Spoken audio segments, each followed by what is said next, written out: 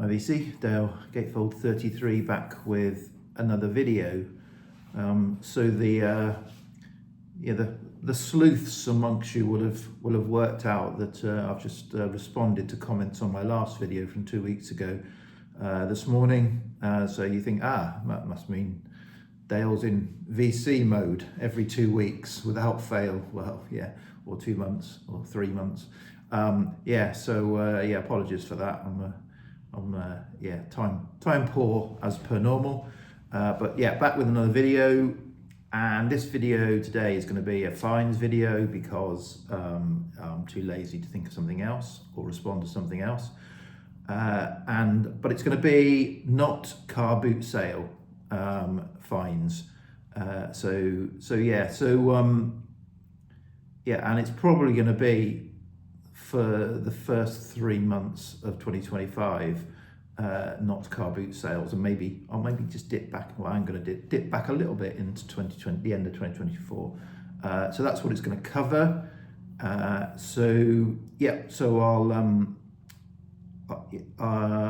will cover that. So a little bit about my kind of, I guess, New Year's resolution, my challenge to myself to buy less music in 2025. So I was pretty good last year. I set myself a budget of non-car boot sale related. Car boot sales, they're a free for all. If I find stuff at car boot sales, it's fair game. So unfortunately that means, I'm still bringing loads and loads of crap in.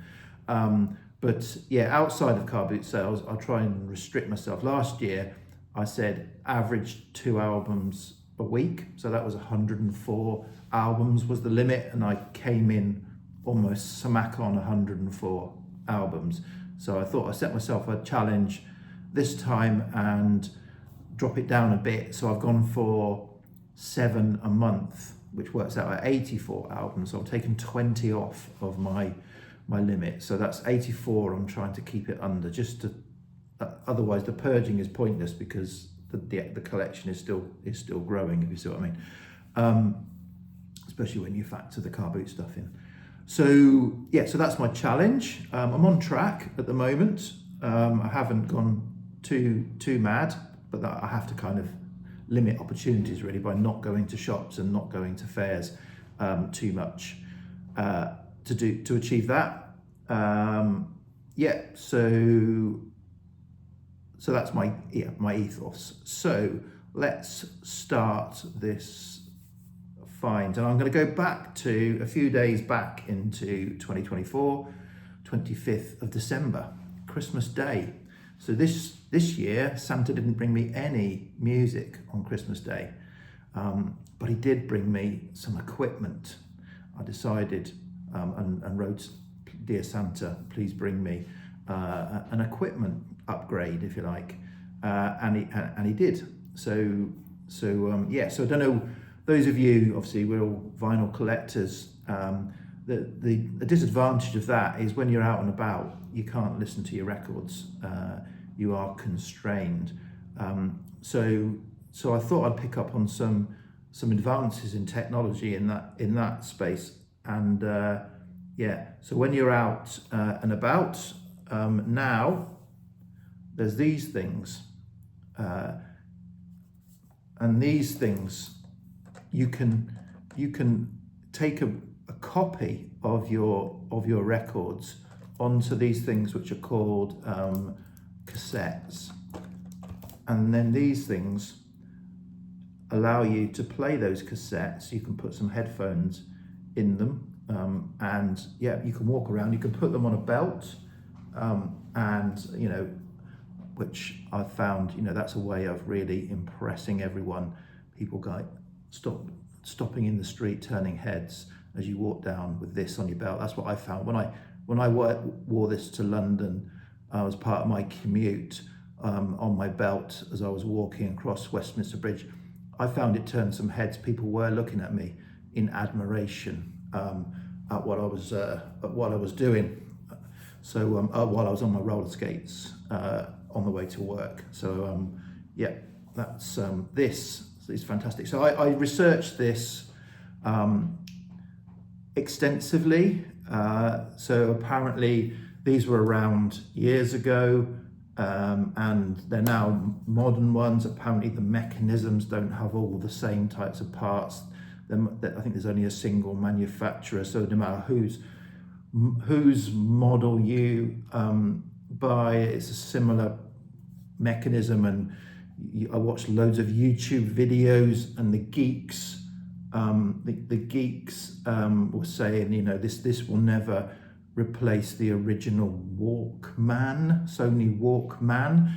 It doesn't have the same mechanism and the same types of connections and all that kind of thing, so it will never sound as good as a knackered old 1980s one, apparently. But anyway, I researched, I watched lots and lots of videos, and then I settled on this one which is by We Are Rewind, a French company, because I like the colour orange. So that's what swayed it. So that was Christmas for Dale. A new piece of equipment for my audiophile listening of cassettes. So when I'm out and about now and I want to listen to Dylan, I can take Dylan with me, pop it in there and listen to Dylan whilst I'm commuting to work. Okay, moving forward a couple of days, there is a record shop, a used record shop, a record shop that sells used records near me now, not too far, Whitchurch, called Spencer's Record Barn. It's called Record Barn, isn't it? Yeah. So I've known Spencer for years. He used to be a fellow car boot digger, and then he's done record fairs for a number of years. Still does record fairs as well. But towards the end of last year, he opened a record shop in Whitchurch. It's about less than 10 miles from where I live. So over Christmas, when I was off, I thought I'd pop up with my wife. My wife, one of her teacher colleagues, lives in Whitchurch, so she went for a coffee and I went for a mooch around Spencer's Record Barn, and dug through everything, had a chat with Spencer, and didn't find much, to be honest. Just found one record and one 12-inch, but it's an album that I've been looking for a long time, so I picked it up, and that is Propaganda and A Secret Wish. So what's this, 85, something like that? Anyway, mid-80s synth pop, German, brilliant. Said don't know why I haven't picked this up. So it's been on the wants list for a long time, just never seen it really in the wild, and it was there, so I picked that up, and at the same time picked up 12-inch from it, P Machinery, and it was a number of kind of tracks, mixes, so yeah, good to pick those two up from Spencer's Record Barn. I haven't been back since, but I'm sure I will do. Doesn't fit within my 84 record limit. So that was 2024, the end of 2024. Into 2025, so yeah, set myself the goal, no more than 84 records. Let's keep it sensible, Dale. January, there was a record fair in Winchester. I wasn't going to go, or no intention of going. My wife was out, but then she texted me and said, can you pop to the pet shop and get some cat litter? So, on it was a Sunday, might have been a Saturday or a Sunday. So I thought, okay, and just the pet shop's only a 5-minute walk from where the record fair was. So, hey, if I've got to go out and get cat litter, what else are you going to do? You're going to get some records, aren't you? So I popped in, and this is the first time ever, because if I go to a record fair, I'm normally there, trying to get in as early as I could possibly get there.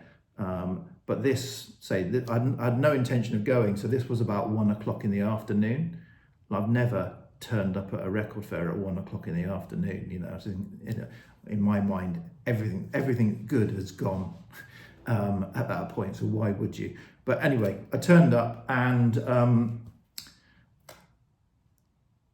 walked in, it was the usual crowd, usual sellers at Winchester, except for I did notice Richard Warwick of the VC parish had a table there, or a couple of tables there. So I thought, oh, that's good, because last year when I went to Andover Fair and bought some stuff off Richard, he showed me, just as I was leaving, as I'd kind of got my stuff, he showed me these things, and they were kind of lodged in my, oh, yeah, quite fancy those.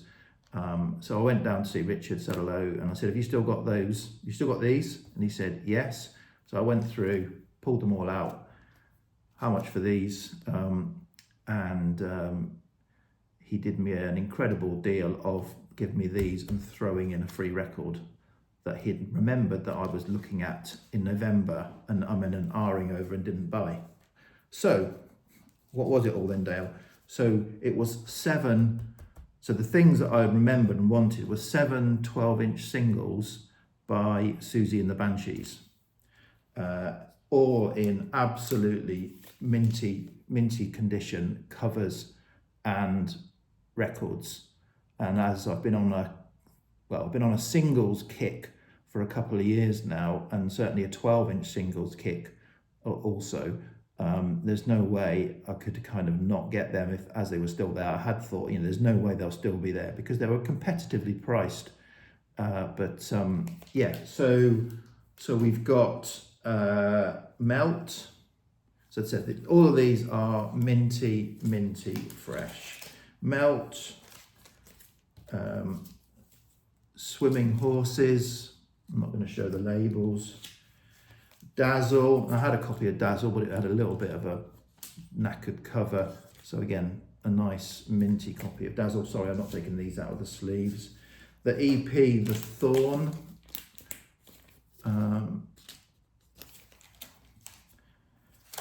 Candyman.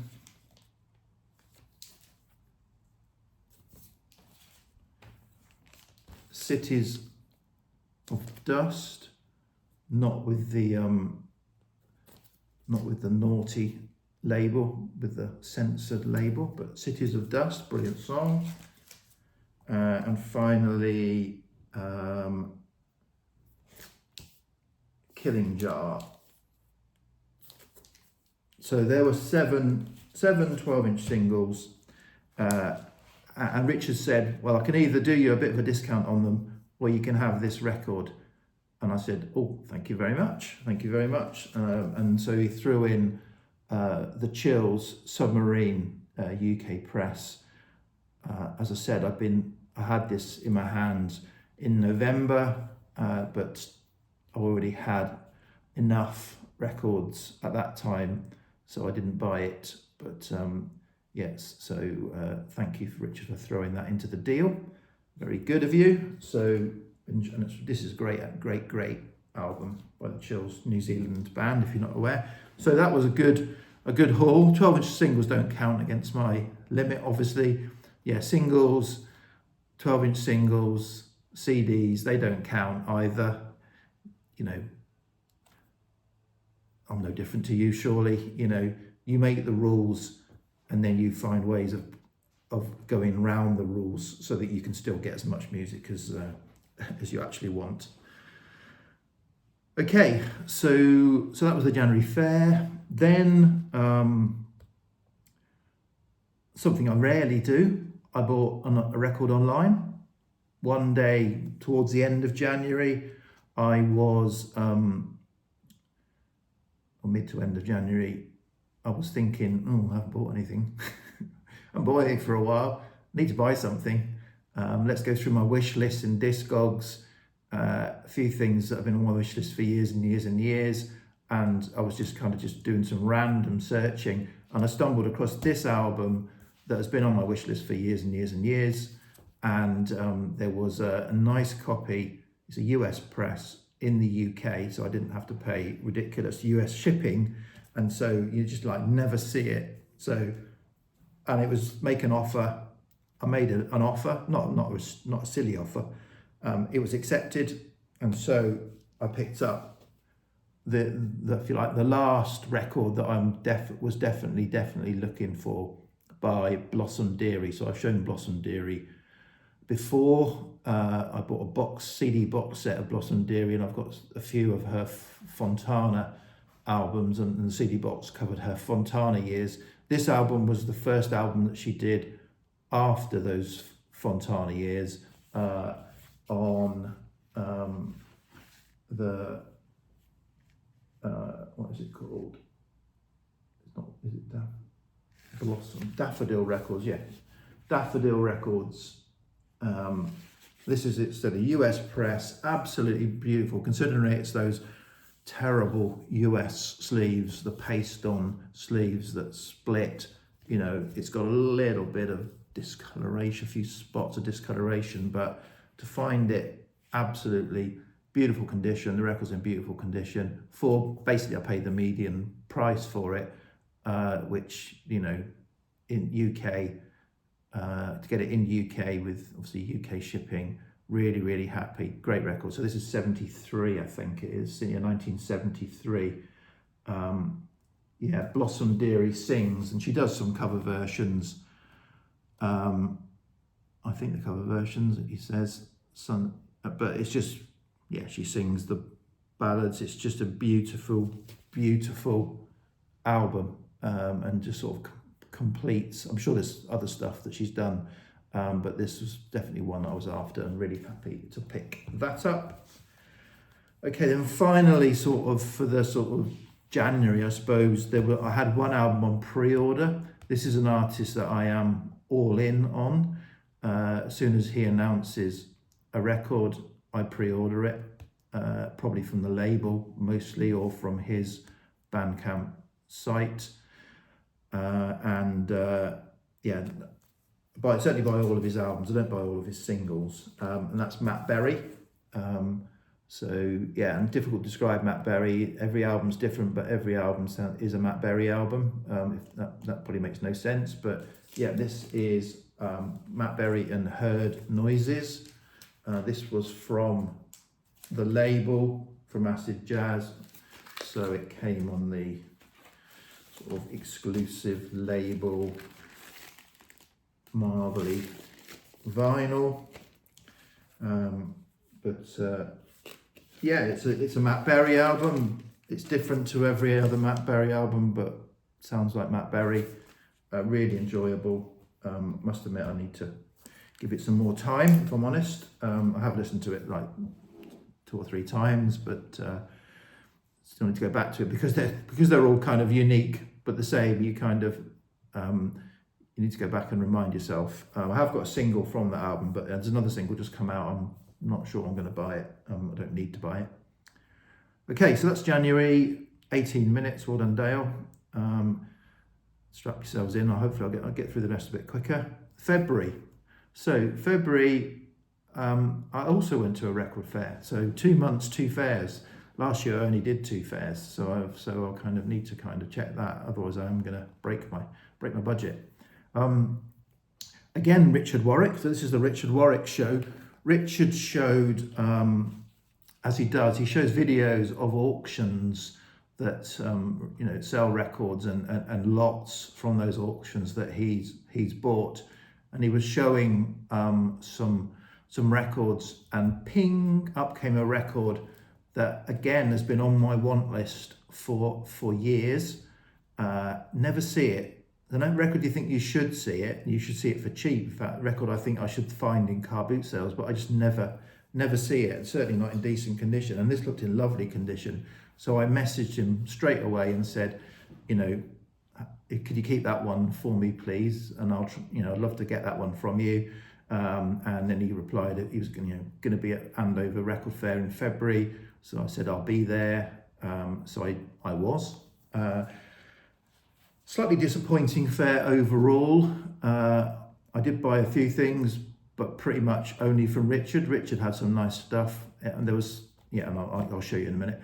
And I just got one other record. The rest of the stuff, Clive wasn't there, unfortunately, so that always always kind of limits it when Clive's not there. So yeah, so this is what I got. So the album that I was interested in is this album, The Age of Plastic by Buggles. So this, this is one of my early musical memories, 1978. Probably, certainly one of my early musical memories is the video and the single from Video Killed the Radio Star. As a what would I have been then, 11-year-old, so. And I assumed that Buggles are a one-hit wonder. I kind of knew nothing other than that, apart from I streamed this album several years ago and thought, oh, actually, there's quite a lot of good stuff on here. It hangs together as an album. It's Trevor Horn production, obviously. It's so this is a lovely copy. It's got a inner sleeve, Island Records, Island Records. Really, really lovely copy, and really happy to have that in the collection. So so while I was there talking to Richard, dug through the rest of his stuff, and there was something else that he showed last year that at the time I thought, oh yeah, I'm definitely after some of that, and that was still there as well. So that was good, and that was some early Simple Minds. These albums, which they were issued as the label says there. You get Sons and Fascination with a free sister album, Sister Feelings Core. So he had that together. So definitely wanted that, because I wanted, I'm after early Simple Minds, early Ultravox as well. And then one other album that I picked up from him is another artist that I've only got a couple of 12-inch singles by, but nothing else, but I really like, and that is the Pale Fountains. So this is I think this is the second album, from Across the Kitchen Table. It's an original, kind of a little bit of a flip back going on, from, mid-80s as well, 85, another 1985 album. But yeah, great album, kind of jangly album by the Pale Fountains, so happy to find that. So that was all from Richard. And then one other record from another seller, which was a bit of a do I, don't I, which because this record is an original of this record is incredibly expensive, thousands of pounds, and there have been not many official reissues. I had seen this one came out a few years ago in a limited run, and I had seen it once before at Record Fair about 6 or 7 years ago, and didn't buy it and kind of regretted it. So I saw it, but it was sealed, and it was priced as sealed, and I was kind of saying, that means nothing to me, because it's like that's got two disadvantages. B, you're pricing it as sealed, and I'm just going to open it and play it. I don't keep sealed records. I'm not a collector of sealed records. So they're kind of like, that means nothing to me. And also it's worse because I can't check the vinyl. I might get it home, unseal it, and then find it's got a big warp or a scratch in it. So it's kind of like, I don't want to pay a premium for a sealed record. That is not what I want. Anyway, we negotiated and eventually got it for a decent price. So the album is this. It's Billy Nichols. Would you believe Billy Nichols originally came out on the Immediate label, or rather, probably originally didn't come out on the Immediate label. One of those records, I think, where it happened at the sort of collapse of Immediate Records, and there was a bit of a dispute between Billy and Andrew Loog Oldham, that he didn't release it either. So it was released in a very limited run, but it's a bit of a sort of psych classic. And this is a reissue on the Castle Music, which is but this is number 158 of 1,000 copies. So yeah, it's a double album because it's the original album plus a whole load of outtakes and other recordings. I've only listened to the sort of album itself. What kind of turned me on to this was a comp that I got that had Girl from New York on it, which is a brilliant pop psych song. But the rest of the album is all it's all strong. So I ended up kind of biting the bullet and shelling out a bit of money to get this, and glad I did in the end. Okay, so that is the February fair. That's all I got. A few things from Richard and that record. Okay, just then finishing up with a few other things that I've bought since. Not bought much in March. So another artist that I'm all in on is Phil Heeks. He puts stuff out under a number of different names, but one that I really follow, he originally put stuff out on the Castles and Space label, is the British Stereo Collective. And he released an album in conjunction with a sci-fi magazine, Starburst magazine. No, I don't follow sci-fi stuff apart from music and the odd film. So I wasn't familiar with Starburst magazine, but this is a bit of a collaboration. So he created an album, as he does, of imagined, science fiction film music, which he's great at. He does kind of imagined soundtracks, library recordings and stuff like that. So this was a science fiction themed album under the sort of Starburst moniker, and it came out in two formats. So one you could order from the magazine that site directs. It's a proper magazine. This is what confused me, because normally everything's imagined, not real, but this is a real magazine that actually exists, but putting out an imagined sort of or collaboration album with British Stereo Collective. So he put it out in CD form, deluxe CD form, you could order, which I pre-ordered. And then the magazine had a limited run of vinyl copies, which I also ordered from the magazine. So I got both. The CD came out first, and that came out in this deluxe packing, like you would get, if a new run of magazines was coming out, you'd go into the newsagents, and on the newsstands would be these, they'd put a little bit of money into packaging the first issue would come in a special, say this special folder. It's got the CD of the album, and then a magazine. I don't know, this is Starburst, so Starburst magazine. I don't know if it's a mock, I think this is an imaginary, like a mock-up, so it's gone through and made up some of this stuff. I don't know, it might be excerpts from real articles from the magazine, I'm not sure. But you get this magazine, the CD, and this deluxe folder for it. But I also bought the vinyl record, so it's it's a blown up version of the CD.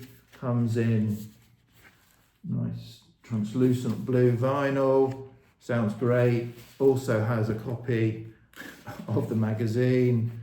The only other thing, it comes up with this mocked up subscription. Well, I say mocked up, a subscription, so you can, obviously because it's come from the magazine, you can subscribe to Starburst if you want. I'm assuming I'd get a discount. I don't know, I haven't tried it. I'm not going to be subscribing to Starburst magazine. Sounds great. I'll go and listen to go to British Stereo Collective's Bandcamp site and just listen to the opening track, Moonbase Britannica.